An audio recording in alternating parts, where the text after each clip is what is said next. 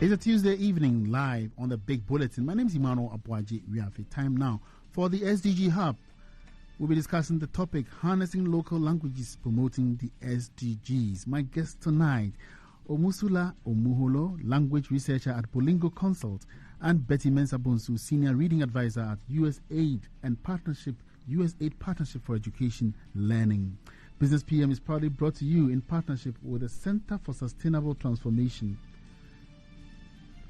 The SDG-Hub every Tuesday is where we discuss opportunities and solutions for everyday business to achieving the Sustainable Development Goals, or the SDGs as we call them for short.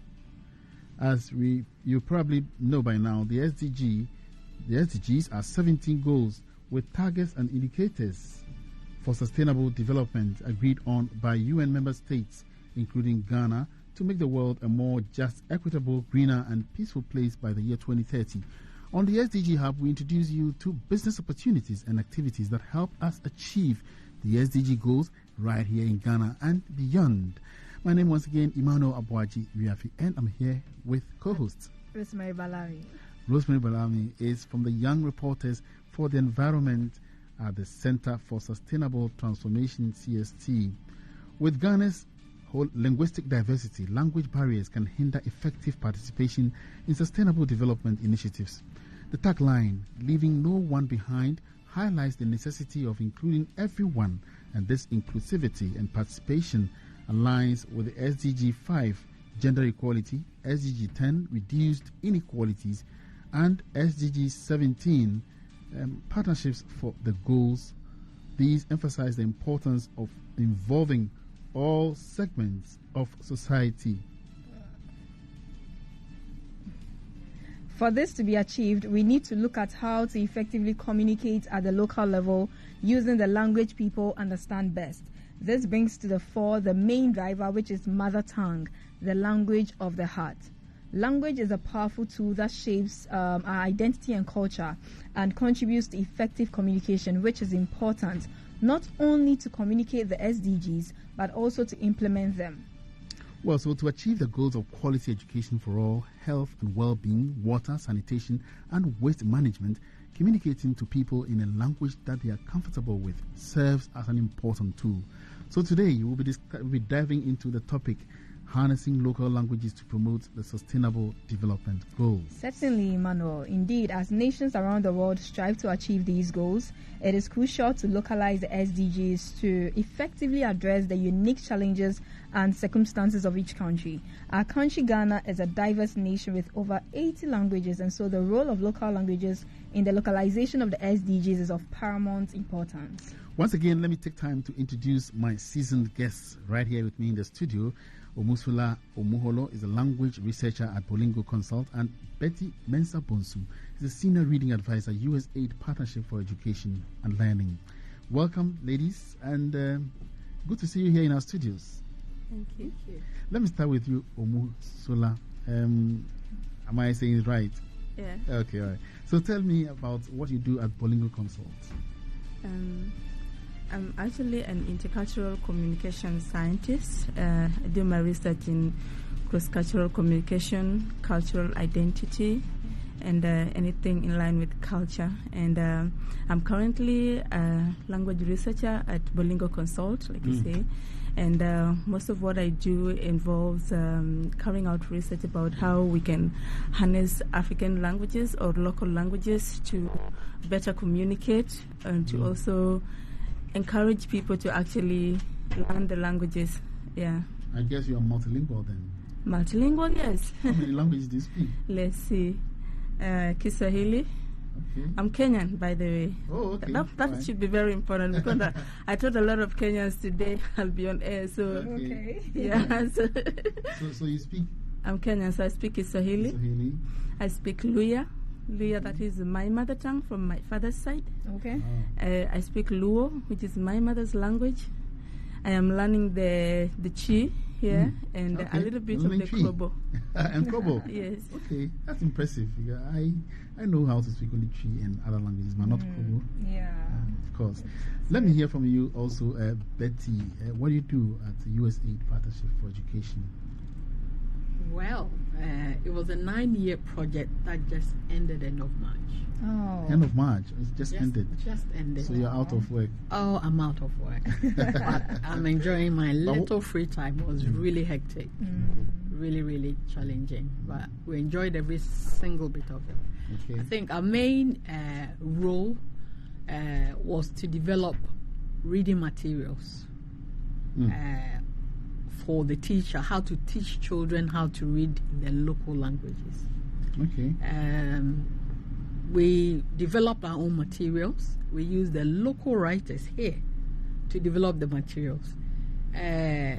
Unfortunately, you said we had about 80 languages, but we only have, at that time, we had 11 official languages of instruction.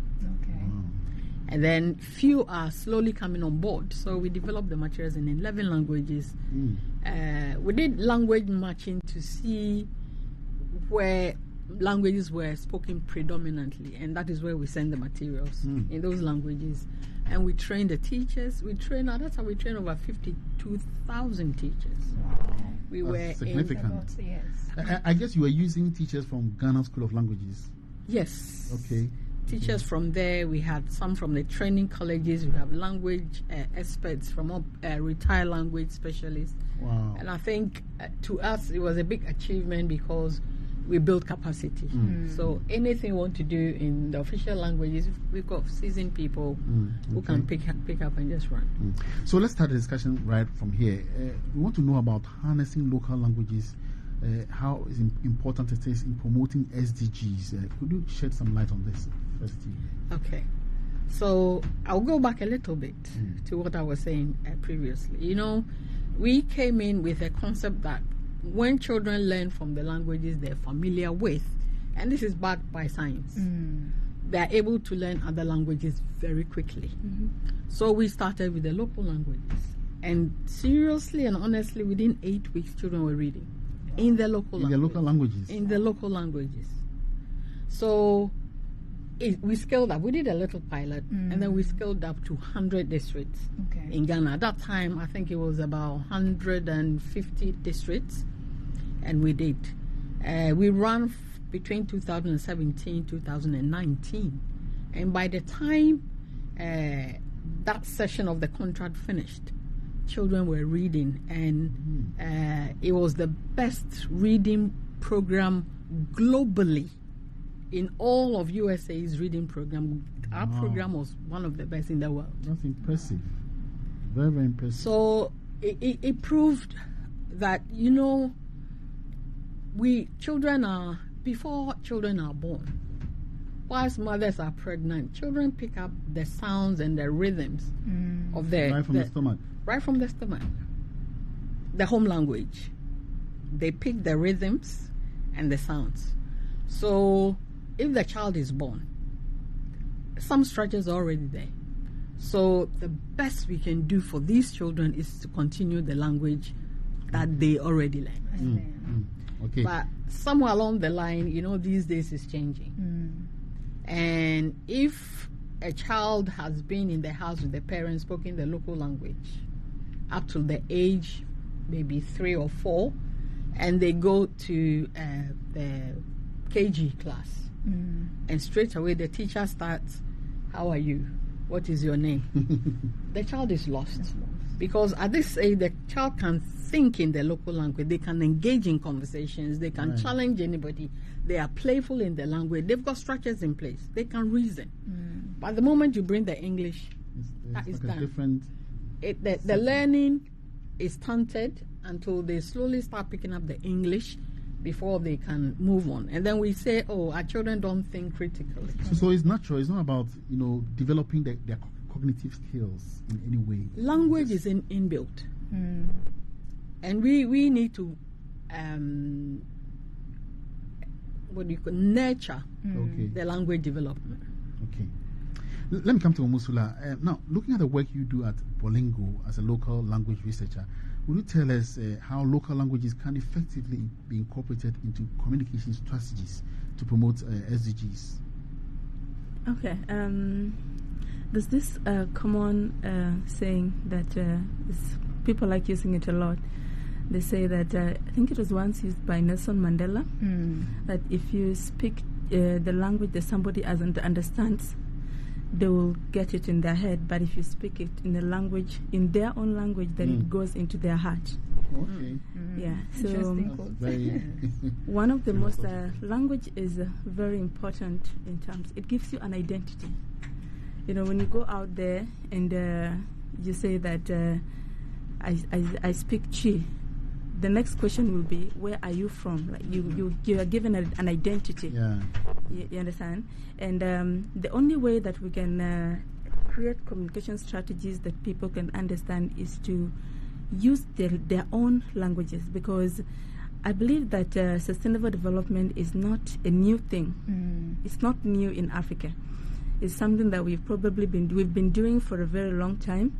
We only need to get the people, or get people to express themselves in how they understand it in their own local languages. Because right now you might find yourself speaking to your grandmother about sustainable development in your language. What she will explain to you would be the same thing, but differently. Just that in the bigger world we call it sustainable development, but she may not call it that. Right. You know, and also development in every society means something different. Okay. Right. You know, so for us to create communication strategies that people can use to enhance sustainable development is to allow the people to own the development. If they own the development, then they are able to bring out that which they already know, and we use that to create strategies that we can work together and build on something. Okay. Now, Betsy, once again, it is said that utilizing and getting educated in local languages, reaching far beyond communicating SDGs. Now, what is the importance of access to knowledge and information in people's mother tongue? I think I'll piggyback off something you said. You know, when I was coming, I was looking at the literacy rate in Ghana, and at the moment that we have about almost 30% illiteracy rate in Ghana, but everybody who is illiterate can speak a language. Right, you're right. So we've seen a lot of national programs being transmitted in English. So that 30% constitute about 10 million of the Ghanaian population. So if you use English, you are leaving some people out. And I'm thinking, we all have languages. Is there a way we can now switch it upside down to use more local languages for national activities rather than the English? Because, you know, funny enough, you hear this Mokala woman just even joking, you know, this English, we don't understand though. Yeah. You know, and to me, we are cutting people off from our development. Right. Because only a handful of people can comprehend. You know, exactly. And to engage is to use your local language, as I said, to think critically. Even as English speakers now, if somebody talks in English, deep down somewhere in your psyche, you translate it into your local language before it comes out. You have to understand. Right. So if we're not giving people opportunity to really deepen their literacy in their local language, what are we doing? So through, I mean, how can language? I mean, you have been working with USAID Partnership for Education and Learning. What is the role of local languages in achieving development in general? If we think about all those countries we started with, they've progressed because their education is mostly in their local languages. Yeah. Singapore, China, India, they all have the curriculum in their local. I think even China has master's degree in 7 different dialects or something like that. You know, so even our curriculum is cutting everybody off. So why don't we as a nation, we are thinking about development, we're thinking about sustaining, why don't we empower people with language? Because I can argue with you in my local language more than I got not even argument, debate. Tell you my opinion more clearly in my local language, as my friend Omusala said. You know, grandmother can also say something. Grandmother understand, but the moment you bring English, she's tagged. So she doesn't even understand. You made mention about the educational system, for instance. So in your opinion, how can the educational system in Ghana leverage local languages to enhance, capacity building among students and also increase their understanding of this whole sustainable development goals and, be able to get involved in sustainable development, issues? This is a tricky one. And it's been a topic we've debated and discussed on a few occasions. From Kwame Nkrumah's time, there was a policy that between B1, even KG came in later. So from KG to B3, children should be taught in the local language. Somewhere along the line, it changed. Now let's speak English. So we picked the whole thing up again and proved the point that it's easier to use the local languages.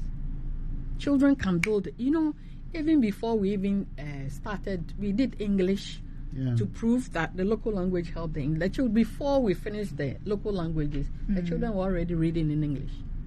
Because the alphabets, the sounds are very similar.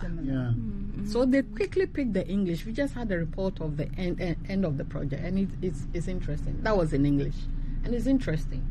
So up to B3, children learn their local language, read and write in their local language, do a lot of the maths and science as much as possible in their local language, but we haven't implemented it. So any government that comes try to do their own thing, and that has really. But what do you think is standing in Ghana's way? What is preventing us from teaching? I had some heated debate with one of the top MOE people, and they are thinking, well, my children come from Ashanti, for example. If I'm transferred to the north,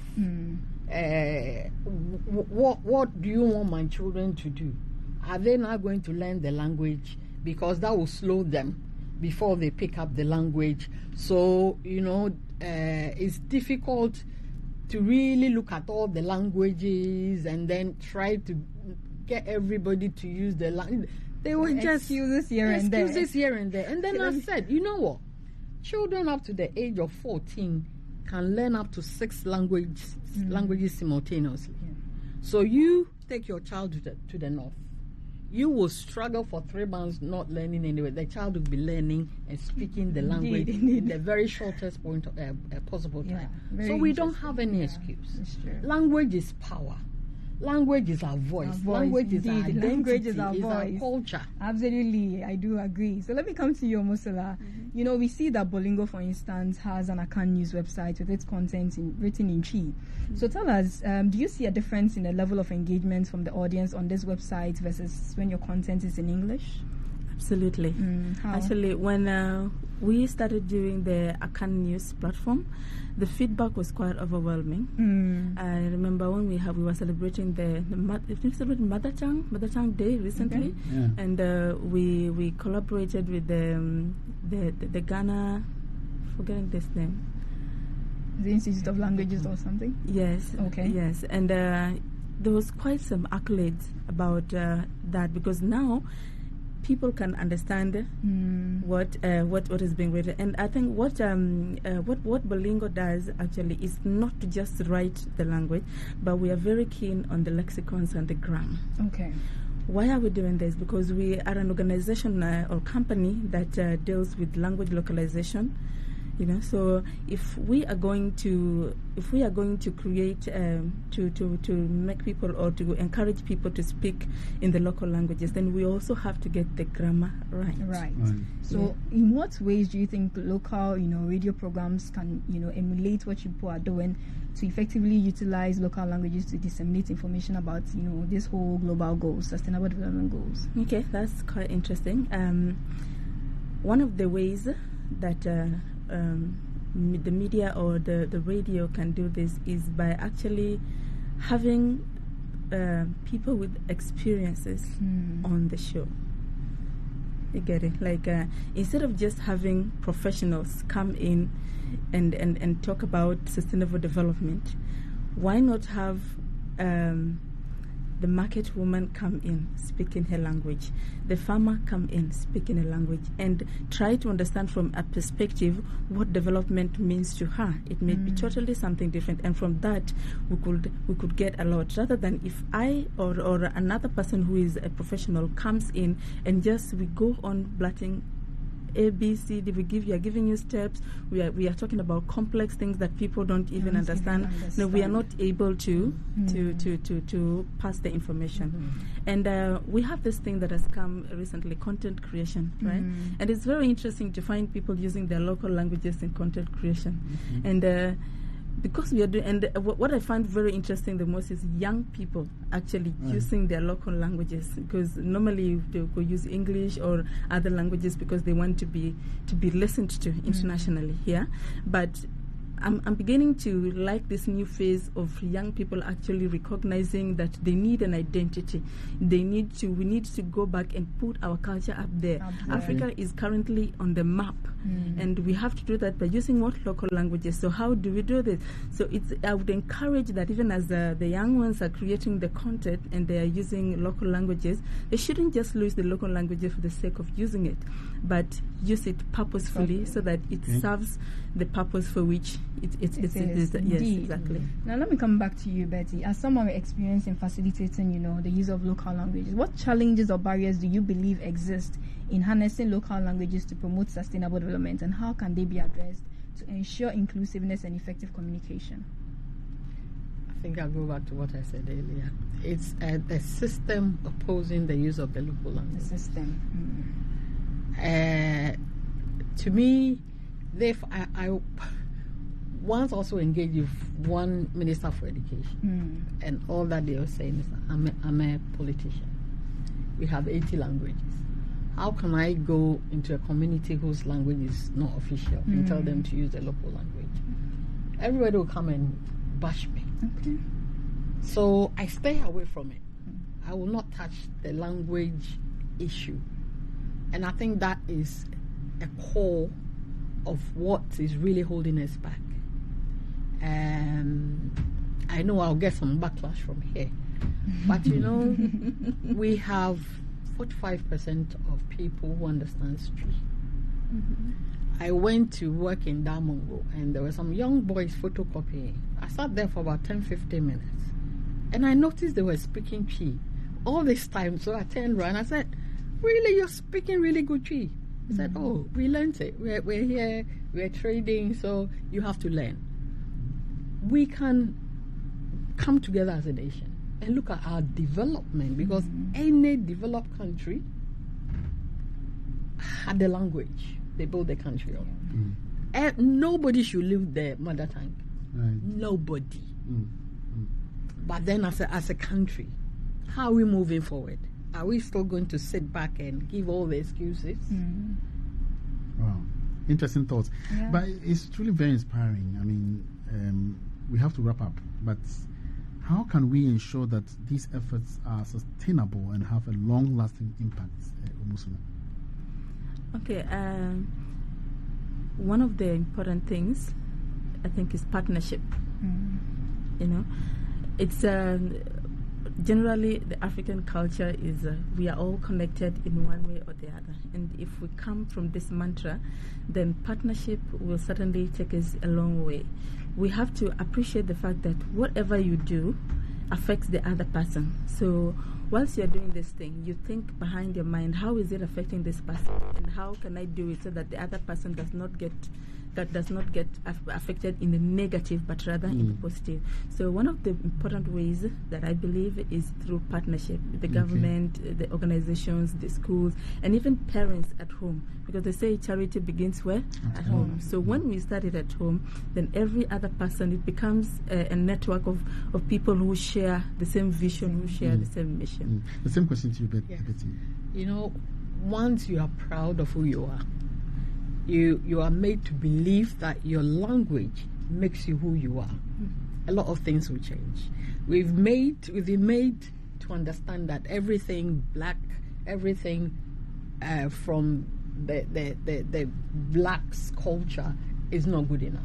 So somewhere along the line, we have dropped our languages, and we shun our own children from speaking our languages, and we have adopted English, which is somebody's language. So once we learn to embrace ourselves, love ourselves enough to know that this is somebody's language, let me be proud of my language first. Indeed, then I can pick on the other language. Absolutely.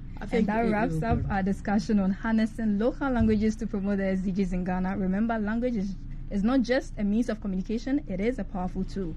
Thank you for joining us today and sharing your expertise and valuable insights.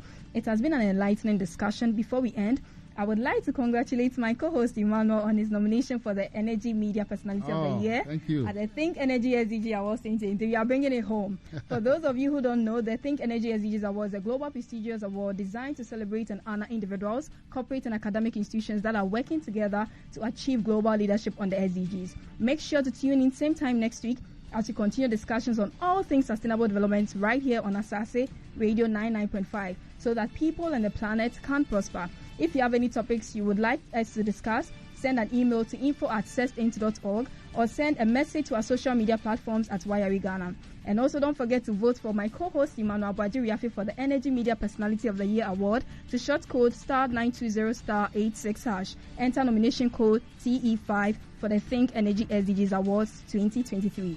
Thanks so much for staying with us on the SDG-Hub. We've been speaking with Omusala W Omuholo, language researcher at Bolingo Consult, and also Betty Mensah Bonsu, senior reading advisor at USAID Partnership for Education and Learning. I'm your host, Emmanuel Aboagye-Wiafe, together with Rosemary Balami. We go back to Beatrice.